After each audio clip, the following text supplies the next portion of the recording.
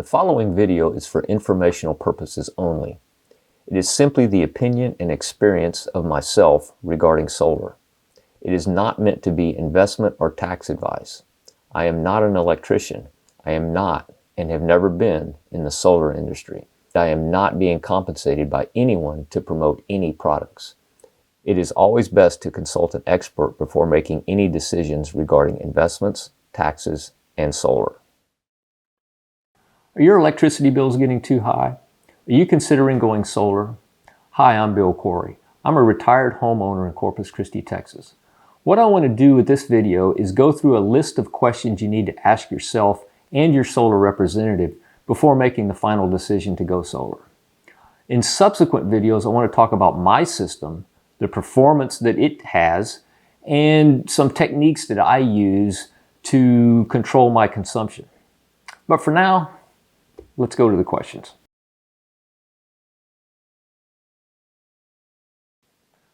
So how much are you willing to invest for your solar? Well, that depends upon several things. What are you willing to spend? What are you able to spend? And how much is your monthly electric bill? Do you want to eliminate your monthly electric bill? Or do you simply want to reduce it? If you want to eliminate your monthly electric bill, then you're going to obviously need more solar than if you were simply going to just reduce it. How much you're able to reduce your monthly electric bill will depend upon how much roof space you have and the orientation that your roof faces. Does your roof predominantly face south or west or east or north? South and west are the best orientations for solar. You're going to produce more solar with solar panels facing these directions than you will for a solar panel facing north. So you want to get the most out of your solar. Not only is the direction of your roof important, but also the age and the material of your roof is very important when considering going solar. A typical asphalt shingle roof, which is the most popular roof, certainly in this neighborhood and in most neighborhoods, is going to last about 15 years, maybe a little bit more. The solar will last 20 to 25 years. So if your asphalt shingle roof is 10 years old, it's got maybe 5 more years left in it. So if you put solar on it, you're going to know in about 5 years, maybe a little bit more, you're going to have to replace that roof, which means you're going to have to incur the cost of taking down the solar panels while you replace the roof and then put the panels back on.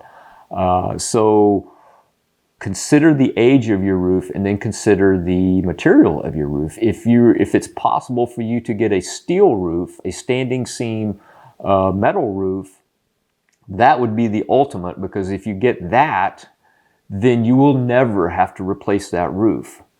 And you can put the solar panels on it and never have to incur any costs of replacing taking the solar panels down and putting them back up when you replace the roof. So always consider the age of your roof, the material of your roof, and when are you going to be replacing that roof? And is the solar going to outlive that? Most likely it will. Another consideration is shading on your roof. Do you get shading during the day at some times during the day, or do you get shading at some times during the year? I know for my roof, during the winter time, I get shading on my south and west facing panels because of the palm tree that I have in my front yard. The sun angle gets low and that palm tree actually shades some of my panels for a brief period of time. It doesn't really affect my production that much, but it does affect it. So you need to consider when you get, do you have a lot of sunshine on your roof? Do you have trees around your house where your roof really doesn't get a whole lot of sunshine? That is not optimal for solar. So take a look at your roof and see how much shading you get during the day and then at different times of the year. Obviously, you want to be living in your house long enough for the solar to pay itself off, which is typically 10 years. It could be a lot less, depending upon what your goals are. But I would consider solar, unless you're looking to live in your house for at least 10 more years.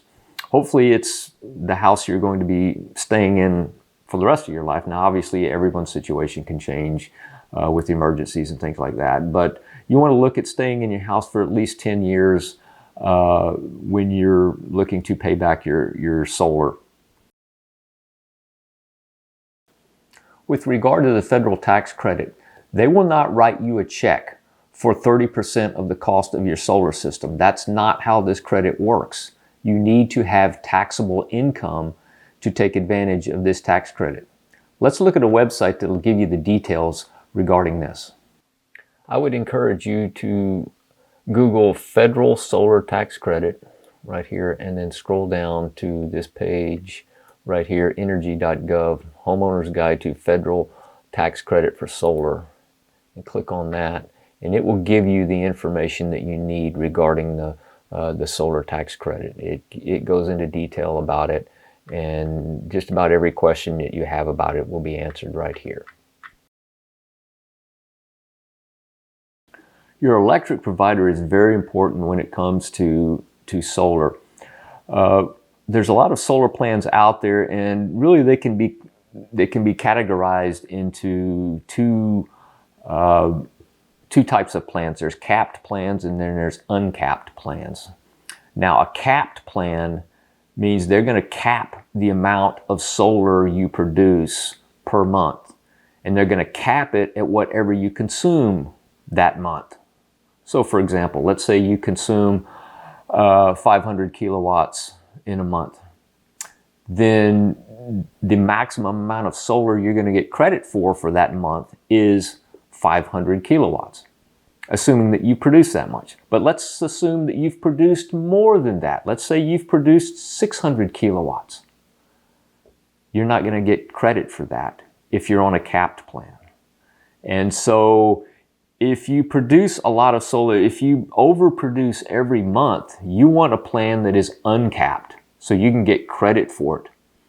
And you can get credit for all of that solar. And when you get credit for that extra credit above your consumption will go into what's called the pass-through fees, the TDU fees, the taxes, and all of that you can see on your bill. You can pay those down. But if you're on a capped plan, they're only going to credit you for the amount of solar that you produce that matches your consumption, and that's not me personally. I overproduce every month. I've got a system that really overproduces quite a bit, which is what I want. And so I need a plan that's going to allow me to get credit for that. If you don't produce what you consume every month, then a capped plan is okay, because you're never going to produce more than you consume. So it doesn't matter if it's capped or uncapped. You're going to be paying the same. But if you overproduce even 1 month, then you want to be able to get credit for that. And so we'll look at some plans that do that. We'll talk about that when I talk about my system and what energy provider I use. So when it comes to financing solar and purchasing solar, these are the things that you need to consider. So having said all of this, there are some very good online sources that will help you calculate your solar cost and what it would cost to purchase a system that will fit your needs. This will serve as a great starting point before you meet with your solar advisor. And I would highly recommend that you do this, because you can get very specific to your situation. So let's go through those resources now. Simply Google solar calculator right here, and you'll get to this page. And there's 3 really good sites that you can use. This first one is more Texas specific. It's ADT Solar, so you can look at it and just go through the website, and it will tell you exactly how to find out how much solar you need. It'll go through several steps to figuring it, and there's other ones here as well. This is another Texas Solar program, and you can just go through the steps there. And you can also look at Energy Sage, which is right here. This is a good program. So any one of these. So just go through these and see what it comes up with. And this one, obviously, you would need to know your average monthly electric bill. So make sure you get that handy. But these are really good sites. Go through them, and it will give you a good estimate specific to your needs. So this concludes this first video. I hope you found some of the information helpful. In my next video, I'll talk about my system, and hopefully you can glean some information that will help you when you do decide to get solar, and will help you with your system.